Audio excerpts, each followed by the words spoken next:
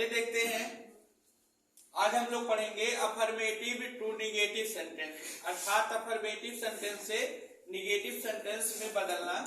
और ये पार्ट 5, इससे पहले जितने भी पार्ट पढ़े हैं ये पार्ट सबसे महत्वपूर्ण है और यही पार्ट जो है बोर्ड के पेपर में देखने को मिलेगा। इंटर के बोर्ड के पेपर में जरूर देखने को मिलता है ये वाला पार्ट, है ना। तो इसको थोड़ा अच्छे से समझना है। देखिए अफर्मेटिव सेंटेंस में होगा क्या, ए लिख दे रहे हैं, समझ जाइए, ए लिख देते हैं अफर्मेटिव सेंटेंस। इसमें आपको जो लोग यदि आपसे पहले पेपर दिए होंगे उनसे पूछेंगे तो ये बताएंगे कि इस टाइप का प्रश्न जरूर पूछा जाता है। यहाँ लिखेंगे एज सून एज, क्या रहेगा अफर्मेटिव सेंटेंस में, एज सून एज। उसके बाद क्या होगा, सब्जेक्ट रहेगा। क्या रहेगा, सब्जेक्ट, है ना। अब सब्जेक्ट के बाद हेल्पिंग वर्ब आएगा कि नहीं आएगा ये बात की बात है, ठीक है। अगर से जैसे प्रेजेंट इंडेफिनिट या पास्ट इंडेफिनिट तो हो रहा है तब तो हेल्पिंग वर्ब नहीं रहेगा, लेकिन उसके अलावा जो है यदि कोई टेंस आ गया तो वहां पे हेल्पिंग वर्ब रहेगा, ठीक है। तो हम हेल्पिंग वर्ब वाला रहने देते हैं, अभी बता रहे हैं कैसे क्या करेंगे, है ना। तो यहाँ पे क्या करना है हमें, यहाँ पे हम मान के चलते हैं हेल्पिंग वर्ब नहीं, जहां तक प्रेजेंट इंडेफिनिट या फिर पास्ट इंडेफिनिट का ही देखने को मिलता है। तो हम मान लेते हैं या फिर मेन वर्ब का फर्स्ट फॉर्म आ जाए या फिर मेन वर्ब के फर्स्ट फॉर्म में यस ईएस या फिर आईएस आ जाए, या लिख देते हैं, ठीक। या फिर मेन वर्ब का सेकेंड फॉर्म आ जाए। कौन सा फॉर्म आ जाए, मेन वर्ब का सेकेंड फॉर्म आ जाए। मतलब इतने में से ज्यादातर देखने के चांस है। वैसे पास्ट परफेक्ट का भी सेंटेंस आता है, ऐसी बात नहीं, ठीक। उसके बाद इसका कुछ ना कुछ ऑब्जेक्ट होगा, ऑब्जेक्ट होने के बाद एक कामा से सेपरेट रहेगा। किससे सेपरेट रहेगा, कामा से। उसके बाद एक क्लॉज रहेगा जिसमें सब्जेक्ट और वर्ब, है ना, और ऑब्जेक्ट रहेंगे। तो यहां हम लिख देते हैं क्लॉज। यहाँ पे कोई न कोई क्लॉज आ जाएगा इसके, ठीक। जब हम इसको किस में बदलेंगे, निगेटिव सेंटेंस। किस में बदलना है, निगेटिव सेंटेंस। निगेटिव सेंटेंस में बदलने के लिए हम करते क्या है, यहाँ एज सून एज के स्थान पे नो सूनर का प्रयोग करते हैं। किसका प्रयोग करते हैं, नो सूनर का। जब नो सूनर का प्रयोग करते हैं, अब नो सूनर लिखने के बाद यहां हमें हेल्पिंग वर्ब की जरूरत पड़ेगी। और हेल्पिंग वर्ब क्या होगा, ध्यान से समझिए, यही मेन पार्ट है इसका।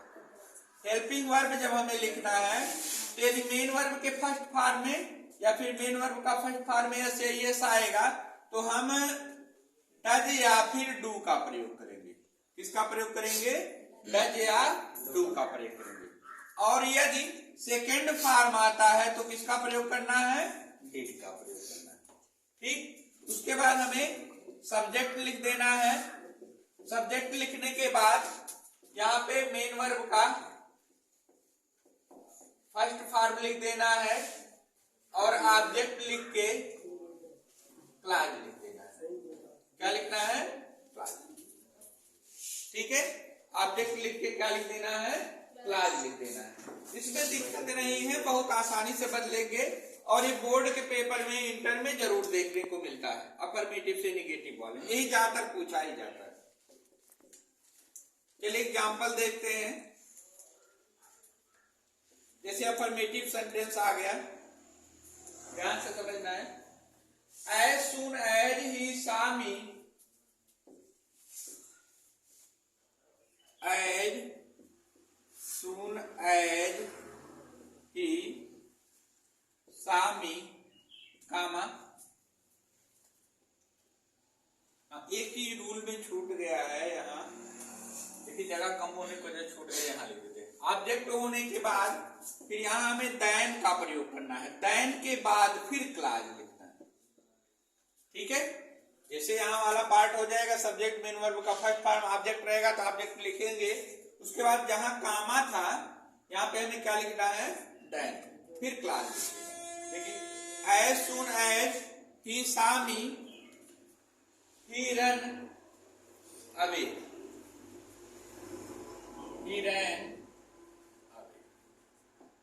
देखिए इस सेंटेंस, देखिए रूल के अकॉर्डिंग ही है। यहाँ देख सकते हैं as soon as आया है यहाँ पे भी सब्जेक्ट आया, सब्जेक्ट हो गया। मेन वर्ब का कौन सा फॉर्म प्रयोग हुआ है? सेकंड फॉर्म प्रयोग हुआ है। उसके बाद ऑब्जेक्ट आया है, ऑब्जेक्ट के बाद कामा है, फिर आपका एक पूरा क्लॉज है। ठीक, यहां देखते हैं जब हम इसको निगेटिव में बदलेंगे तो क्या करना है, हमें नो सूनर का प्रयोग करना है। किसका प्रयोग करना है? नो सूनर का। नो सूनर का प्रयोग करने के बाद हम क्या करेंगे? नो सूनर का प्रयोग करने के बाद यहां पे देखिए अब हमें हेल्पिंग वर्ब चाहिए। क्या चाहिए? Helping verb. ये देखेंगे सेकेंड फॉर्म लगा है ना। सेकेंड फॉर्म यानी क्या है? Past indefinite. और पास्ट इंडेफिनिट का जब निगेटिव बनाते हैं कौन सी सहायक क्रिया प्रयोग होती है? डिड प्रयोग होती है सहायक क्रिया। यहाँ पे क्या हो जाएगा? डिड हो जाएगा। यहाँ पे क्या हो जाएगा? डिड हो जाएगा। ठीक है, तो नो सूनर डिड। ठीक, उसके बाद क्या करेंगे? हम सब्जेक्ट लिख देंगे। सब्जेक्ट क्या है? ठीक है, हेल्पिंग वर्ब लिखने के बाद क्या लिखा गया है? सब्जेक्ट। अब सा का फर्स्ट फॉर्म लिखना है। फर्स्ट फॉर्म क्या होगा? सी हो जाएगा और मी वैसे ही लिख देना है। ठीक है, ऑब्जेक्ट को बताएंगे जहां कामा हो वहां पे क्या लिखना है? देन लिख देना है। क्या लिख देना है? देन। बाकी जो भी क्लॉज है सेम सेम लिख दिया गया। ये हो जाएगा ही रैन अवे। ही रैन अवे। समझ में आया? ये पेपर में देखने को मिलता ही है। ठीक, अफर्मेटिव सेंटेंस लेते हैं। देखिए जैसे एक आ जाए as soon as he arrives, as soon as he arrives, as soon as he arrives he begins to walk. He begins to walk. देखिए यहाँ ये है, इसको हमें किस में बदलना है? निगेटिव सेंटेंस में। निगेटिव सेंटेंस में बदलने के लिए हम क्या करते हैं? निगेटिव सेंटेंस में बदलने के लिए हमें क्या करना है? जहां एज सून एज आया है उसके स्थान पे क्या लिखेंगे? नो सूनर का प्रयोग करेंगे। किसका प्रयोग करेंगे? नो सूनर का प्रयोग करेंगे। नो सूनर का प्रयोग करने के बाद यहां देखिए हमें हेल्पिंग वर्ब चाहिए। यहां देखिए सेकंड फॉर्म आया था। सेकंड फॉर्म आया तो पास्ट इंडेफिनिट था, डिड लगाए थे। यहाँ फर्स्ट फॉर्म में यस या यस है ना। तो ये क्या है? प्रेजेंट इंडेफिनिट है। ही के साथ डज लगता है या फिर डू लगता है। यहाँ देखिए ही के साथ जो लगेगा वो डज लगता है। ठीक है, उसके बाद ही लिख देंगे, सब्जेक्ट हो गया। इसका फर्स्ट फॉर्म अराइव। ठीक, और फिर क्या लिख देना है? देन।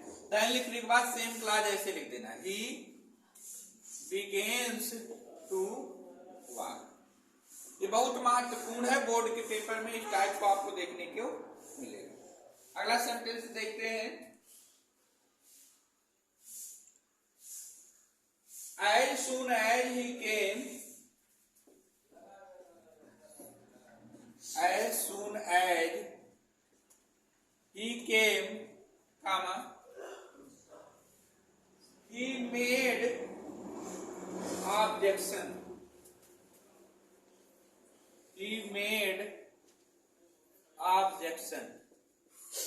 ये देखिए, as soon as he came, he made objection. हमें किस में बदलना है? निगेटिव सेंटेंस में। तो जब निगेटिव सेंटेंस में बदलेंगे तो as soon as के स्थान पे क्या लिखना है?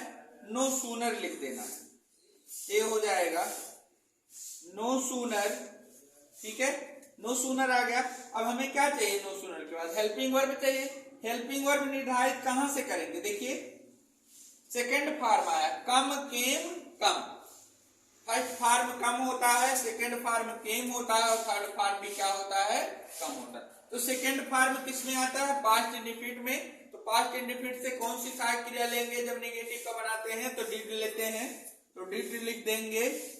ये हो जाएगा ही। उसके बाद कम, फर्स्ट फार्म लिख देना है, कामा के स्थान पे देन लिख देना है, उसके बाद हो जाएगा ही मेड। बाद वाले क्लास में कौनों पर कोई भी परिवर्तन नहीं करना है। ऑब्जेक्शन, एक अभी तक देखे इस प्रकार के सेंटेंस में यहाँ पे हेल्पिंग वर्ब नहीं था। एक सेंटेंस देख लेते हैं जिसमें हेल्पिंग वर्ब आए, है ना। हेल्पिंग वर्ब आ जाए तब हमें क्या करना है। अफर्मेटिव सेंटेंस है, जैसे as soon as I had reached the station, as soon as I had reached the station, as soon as I had reached the station, comma, the train steamed off. The train steamed off. OFF। देखिए ए हमें किस में बदलना है, negative sentence में। यहाँ देखिए इस सेंटेंस में हैड आ गया है हेल्पिंग वर्ब। जब हैड आ गया तो हमें कुछ करने की जरूरत ही नहीं है। तो क्या करेंगे, एज सून एज के स्थान पे क्या लिखना है, नो सूनर लिखना है। क्या लिखना है, नो सूनर। ठीक है, अब यहाँ पे हैड साइड क्या दिख रही है, हैड पहले लिख देते हैं, नो सूनर हैड, आई लिख देंगे। अब यहाँ पे फर्स्ट फॉर्म नहीं लिखना है भैया, क्योंकि प्रेजेंट इंडिफिनिट है और पास्ट इंडिफिनिट में तो फर्स्ट फॉर्म लगता है, लेकिन पास्ट परफेक्ट में थर्ड फॉर्म लगता है। तो जो फॉर्म लगेगा टेंस के अनुसार हमें वही लिख देना है। तो क्या लिख देंगे, आई रीच्ड द स्टेशन, उसके बाद कामा के स्थान पे देन लिख देना है। बाकी सेम क्लास वैसे लिख देना है, द ट्रेन स्टीम्ड ऑफ। उम्मीद करते हैं समझ में आएगा। और यही जो पार्ट 5 है, इसी पार्ट से आपको इंटर के बोर्ड के पेपर में क्वेश्चन देखने को मिलेगा। ट्रांसफॉर्मेशन वाले पार्ट में भी आ सकता है, जो सिंपल कॉम्प्लेक्स कंपाउंड वाला है, और यहाँ पे भी निगेटिव में बदलने के लिए भी आ सकता है। ये बहुत महत्वपूर्ण, अच्छे से तैयारी कीजिएगा। ठीक है, मिलते हैं अगले वीडियो में, तब तक के लिए थैंक्स, गुड बाय।